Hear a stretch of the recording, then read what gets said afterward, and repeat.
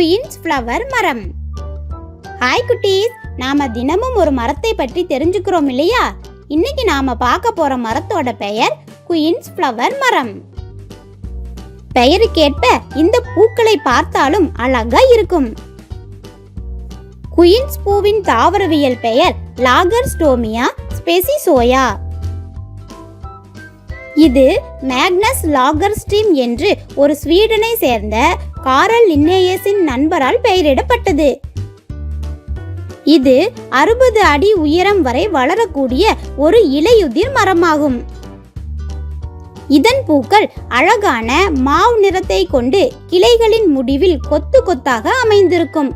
பூவின் இதழ்கள் சுருங்கி விரியக்கூடியது. இந்த மரம் பெரும்பாலும் அதன் பூக்களின் அழகுக்காகவே வளர்க்கப்படுகிறது. மரத்திலிருந்து ஒரு வகை பிசின் வெளிவருகிறது. மரம் கடினமானது, நீருக்கடியில் பயன்படுத்த நல்லது, ஆனால் பூமிக்கடியில் பயன்படுத்த உகந்ததல்ல.